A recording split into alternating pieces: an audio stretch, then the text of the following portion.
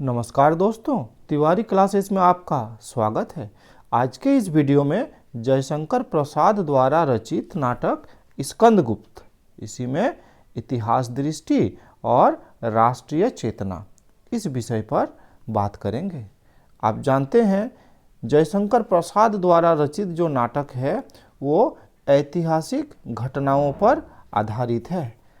इसमें ऐतिहासिक घटनाओं के साथ साथ ऐतिहासिक कल्पना को भी आधार बनाया गया है और इन कल्पनाओं को इस तरह से मिलाया गया है कि जो ऐतिहासिक घटनाएं हैं या जो कालखंड है उसमें कोई भी दिक्कत नहीं आता है।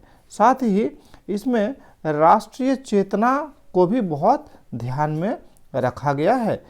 उस समय हमारा देश गुलाम था अंग्रेजों के हाथों और लोगों में राष्ट्रीय चेतना जागृत करना काफ़ी महत्वपूर्ण था और नाटक इसके लिए एक सशक्त विधा के रूप में प्रतिष्ठापित हो रहा था।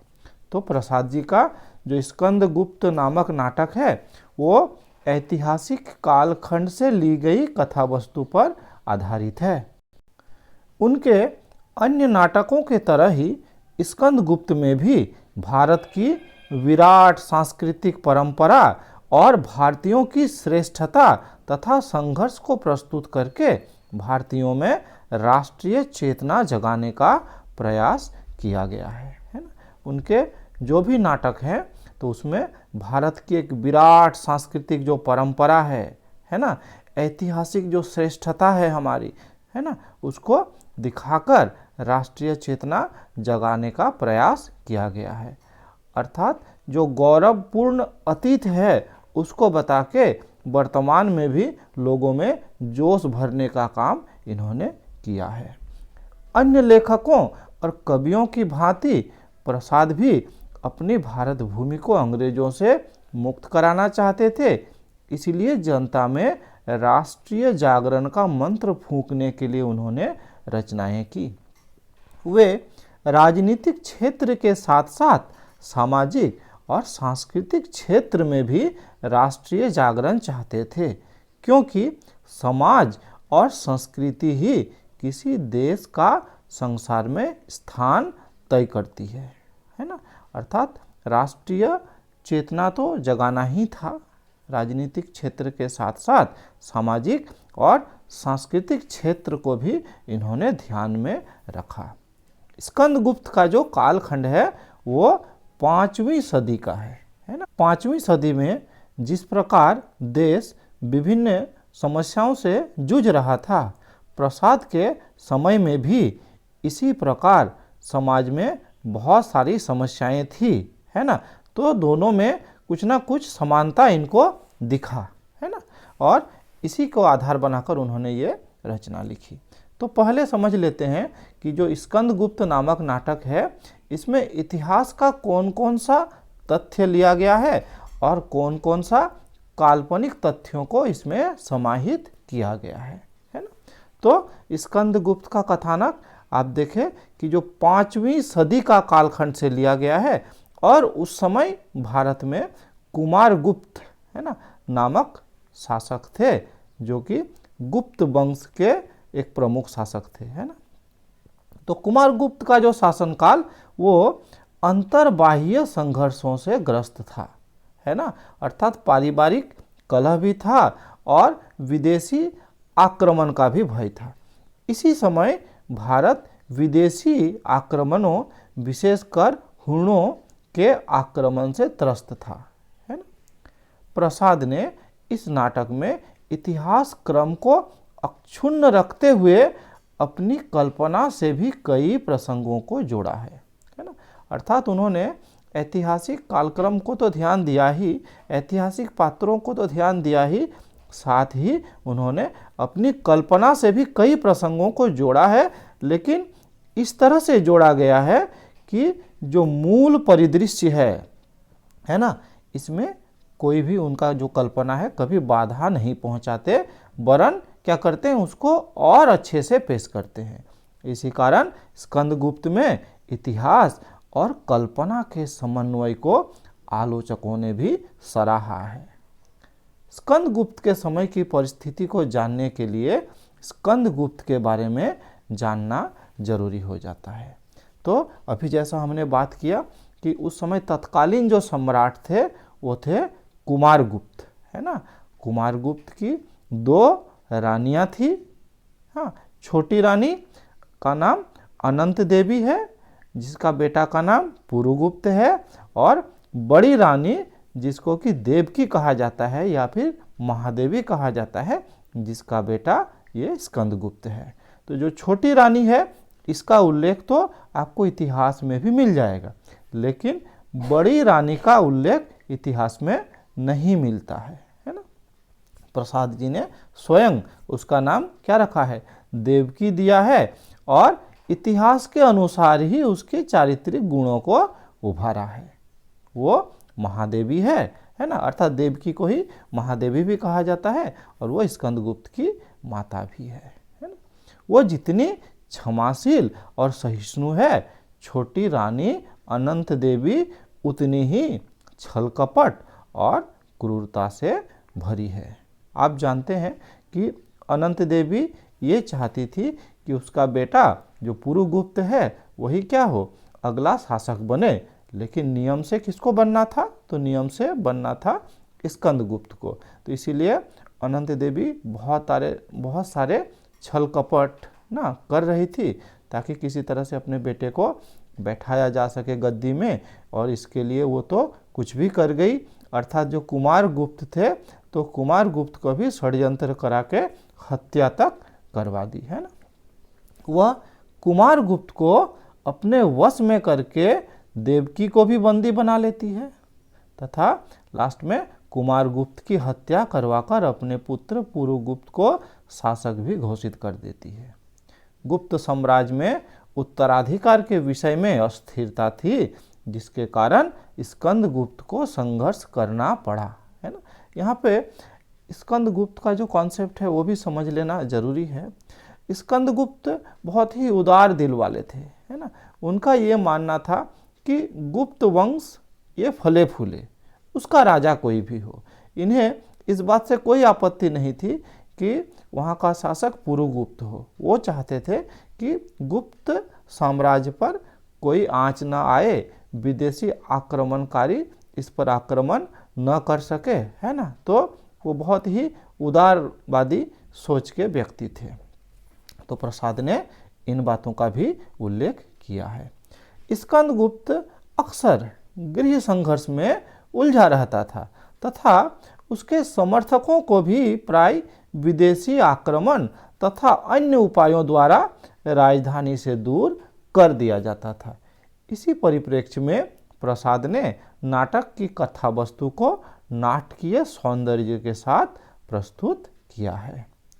प्रसाद की इतिहास दृष्टि और वर्तमान संदर्भ, है ना। तो हमने देखा कि प्रसाद की ऐतिहासिक दृष्टि बहुत ही महत्वपूर्ण था। उन्होंने ऐतिहासिक घटनाओं के साथ साथ अपने कल्पना को भी बहुत अच्छा से मिक्स करके इस नाटक की रचना की थी, है ना। प्रसाद ने अपने नाटकों में इतिहास को राष्ट्रीय चेतना जगाने के लिए आधार बनाया है, ताकि अतीत के जीवनादर्शों, देशभक्ति के स्वरूप, धर्म एवं गौरव से प्रेरणा लेकर लोग अपने राष्ट्र को स्वतंत्र कराने के लिए आगे बढ़ें। स्कंदगुप्त के प्रेम के स्वरूप धर्म को उन्होंने अपने समय के संदर्भ में रूपायित किया है। इसमें प्रसाद की छायावादी प्रवृत्ति की झलक मिलती है। प्रसाद इस तथ्य को जानते थे कि इतिहास को दोहराने की प्रक्रिया क्या है, और इसी के अंतर्गत उन्होंने अपने ऐतिहासिक नाटकों की रचना की। वे मानते हैं कि अतीत वर्तमान से कटा हुआ नहीं होता। महत्वपूर्ण लाइन है कि अतीत वर्तमान से कटा हुआ नहीं होता है। उनकी इतिहास की धारणा में सभ्यता और संस्कृति की धारणा भी शामिल है। अपनी इसी दृष्टि का उल्लेख उन्होंने अजातशत्रु नामक नाटक की भूमिका में भी किया है। प्रसाद के समय देश की सांस्कृतिक और राजनीतिक स्थिति अत्यंत विषम हो चुकी थी। अंग्रेज अपना वर्चस्व पूरी तरह देश पर जमा चुके थे तथा भारतीय भी उनसे स्वतंत्रता के लिए अपने पुरजोर प्रयास कर रहे थे। अपनी प्रभुता कायम रखने के लिए अंग्रेजों ने भारतीयों को अर्धसभ्य, हीन तथा पिछड़े हुए कहा तथा अपनी संस्कृति सभ्यता को महान सिद्ध करने का प्रयास किया। तो ये महत्वपूर्ण पंक्ति है ना, कि अंग्रेज चाहते थे कि हम लोगों के बीच में ये सिद्ध करें कि हम लोग महान हैं, हम लोग सभ्य हैं, हम लोग उन्नत हैं, जबकि भारतीय लोग जो है वो अर्धसभ्य है, पिछड़ा हुआ है ना। तो प्रसाद जी को ये बात काफ़ी चुभती थी, इसलिए वो इस तरह की रचना करते थे जिसमें हम भारतीयों का जो गौरवपूर्ण अतीत है उसका वर्णन किया जा सके और लोगों में इस बात को भरा जा सके, लोगों के मन में, कि नहीं, हमारा अतीत भी काफ़ी गौरवपूर्ण है और इसीलिए क्या है, हम वर्तमान को भी उतना ही गौरवपूर्ण बना के रखेंगे और अंग्रेजों को जरूर देश से भगाएंगे। अंग्रेजों को भारतीयों पर सांस्कृतिक वर्चस्व की इसी कूटनीति का भारतीय जनमानस पर भी गहरा प्रभाव पड़ा। इसी हीनता से देश और देशवासियों को उभारने के लिए प्रसाद जी ने भारतीय सांस्कृतिक आध्यात्मिक चेतना के स्वर को अपने ऐतिहासिक नाटकों द्वारा बड़ी प्रखरता के साथ व्यंजित किया, है ना। मतलब जो अंग्रेज लोग बार बार जो कहते थे कि हम लोग श्रेष्ठ हैं, हम लोग सभ्य हैं, हम लोग उन्नत हैं, तो कहीं ना कहीं भारतीयों के मन में भी ये बात घर कर जा रहा था कि शायद ऐसा ही हो। लेकिन प्रसाद जी जानते थे कि ऐसा एकदम नहीं है, इसलिए वो भारतीय जनमानस पर इस बात को घुसाना चाहते थे कि नहीं, हम भी काफ़ी उन्नत हैं, हमारा अतीत भी काफ़ी गौरवपूर्ण है ना। यही कारण है कि प्रसाद के नाटक काल्पनिक नहीं अपितु ऐतिहासिक सांस्कृतिक माने जाते हैं। उन्होंने देश के तत्कालीन वातावरण और ऐतिहासिक तथ्यों का पूरा ध्यान रखा है। प्रसाद के नाटक अपने जातीय रंगमंच की संस्कृति को भी अभिव्यक्त करते हैं। उनके नाटकों में झलकती राष्ट्र के प्रति त्याग और आत्मोत्सर्ग की भावना हमारी परंपरा के सांस्कृतिक प्रेरकों और आदर्शों को साथ गुथी गई है। इस नाटक में जो स्कंदगुप्त, जो कि इस नाटक का नायक है, उसको भी उसी तरह से पेश किया गया है कि वो देश के लिए सब कुछ करना चाहते हैं, उनके लिए अपनी मातृभूमि ही सब कुछ है। जैसे कि हम लोग कहते हैं, जननी जन्मभूमिश्च स्वर्गादपि गरीयसी। तो इसी कथन को वे सार्थक करते हैं। मानव जीवन से संबद्ध कुछ मूल्य होते हैं जिसका संबंध आर्थिक, सामाजिक, धार्मिक एवं राजनीतिक संदर्भों से होता है तथा ये देश काल तक ही सीमित होते हैं। अर्थात कुछ बातें ऐसी होती है कि कोई एक निश्चित क्षेत्र में या कोई एक निश्चित देश के लिए वो क्या होता है, प्रयोज्य होता है ना। अर्थात वहाँ के लिए ये सटीक फिट बैठता है। अर्थात एक विशेष देश काल में ये महत्वपूर्ण होते हैं, परंतु दूसरे देश काल में शायद ये अप्रासंगिक ही हो जाएं, है ना। तो प्रसाद ने अपने नाटकों की रचना करते समय इस तथ्य का काफ़ी ध्यान रखा कि देश काल के अनुरूप वातावरण निर्मित हो। अर्थात हम जो रचना करें तो वो हमारे देश के लिए अधिक अनुकूल हो। राजनीतिक पद, पदाधिकारियों के संबोधन, व्यवहार, धार्मिक टकराव, रूढ़ियों आदि का ऐतिहासिक रूप से प्रसाद जी ने सुंदर चित्रण किया है ना। अब जो हम लोग देख लेते हैं कि ये जो नाटक है स्कंदगुप्त, इसमें किस तरह से ऐतिहासिक घटनाएं और अपनी कल्पनात्मक सोच को उन्होंने किस तरह से मिक्स किया है ना। प्रसाद जी ने ऐतिहासिक नाटकों की रचना करते समय मात्र स्थूल घटनाओं का ही वर्णन नहीं किया, बल्कि उसमें कल्पना के संयोग से उन्हें भावना प्रधान और विविध रंगों से सजा हुआ बना दिया है। स्कंदगुप्त में भी ऐतिहासिक घटनाओं और कल्पना का अद्भुत समन्वय दिखाई देता है। स्कंदगुप्त का कथानक 5वीं शताब्दी के गुप्त साम्राज्य से संबंधित है। इस बारे में हमने पहले ही चर्चा किया। इस समय गुप्त साम्राज्य में अनेक विघटनकारी शक्तियां पैदा हो गई थी। इस बारे में भी चर्चा की है कि एक तो गृह कलह था ही, साथ में विदेशी आक्रमणकारी भी आ रहे थे, है ना। तो तत्कालीन सम्राट कुमारगुप्त, है ना, वो एक विलासी शासक था। 2 रानियां, जिसमें बड़ी रानी का नाम तो क्या है, इतिहास में उल्लेख नहीं है, लेकिन जो छोटी रानी है ना, तो उसका नाम क्या है, इसमें उल्लेख है, इतिहास में उल्लेख है। इस बारे में भी हमने चर्चा किया पहले, है ना। स्कंदगुप्त जो है वो बड़ी रानी देवकी, या उन्हीं का नाम महादेवी था, उसका बेटा था, है ना, और राज्य का उत्तराधिकारी भी था। लेकिन छोटी रानी अपने पुत्र पुरुगुप्त को राजा बनाने के लिए सबसे पहले कुमारगुप्त को वश में किया और छल छद्म शुरू किया। भट्टार्क, है ना, ये भी इस नाटक का एक प्रमुख पात्र है ना। भट्टार्क भी स्कंदगुप्त का विरोधी था, लेकिन वो क्यों विरोधी था इसका उल्लेख नाटक में नहीं है। यह भी है कि इस नाटक का अगर आप सारांश नहीं देखे हैं तो डिस्क्रिप्शन में लिंक दिया गया है, आप उसके सारांश को भी देख ले सकते हैं। सारांश को जान लेने से इस नाटक से संबंधित जो भी प्रश्न आता है एग्जाम में, उसे लिखना काफ़ी आसान हो जाता है।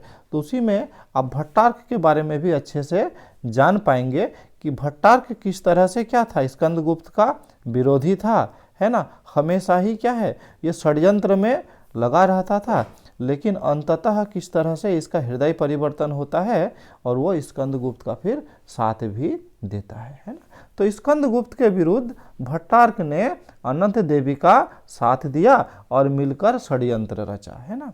इतिहास में इसका उल्लेख नहीं मिलता है ना।